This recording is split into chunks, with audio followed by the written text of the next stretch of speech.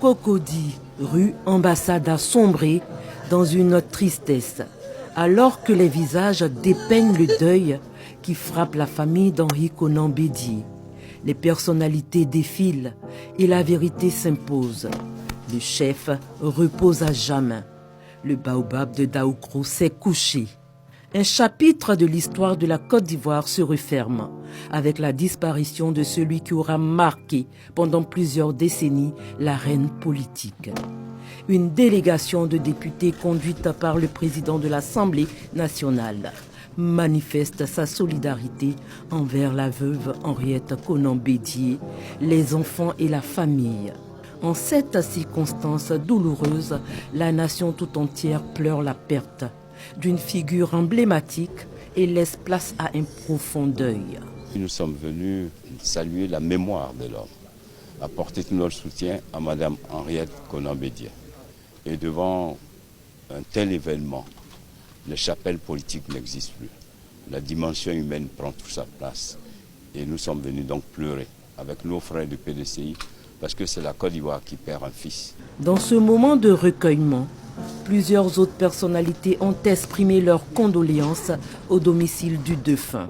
Le président du Sénat, Jano Aoussou Kouadio, ainsi que les sénateurs sont venus apporter leur soutien à la famille du disparu. Le Premier ministre Patrick Achi a aussi manifesté sa compassion en se joignant à eux. L'ancien président Laurent Gbagbo s'est également déplacé au domicile de Konan Bédié pour consoler la veuve. Accompagné d'une délégation du PPACI, leur porte-parole a salué la mémoire de Henri Konan Bédié. Nous perdons un grand patriote, un homme qui a aimé son pays, qui a servi son pays à tous les égards, mais surtout au niveau de la paix sociale. Nous perdons un père et nous perdons quelqu'un à qui on s'adossait, quelqu'un qui nous rassurait par sa présence. Henri Konan Bédié a laissé ses empreintes indélébiles dans la vie politique en Côte d'Ivoire avec les responsabilités qu'il a assumées à divers niveaux. Sa famille politique est inconsolable. Le président Henri Konan Bédié lui-même nous a enseigné que les grandes douleurs sont muettes.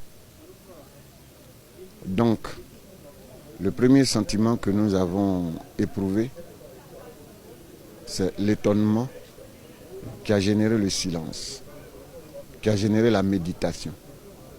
C'était comme si nous étions à la croisée des chemins.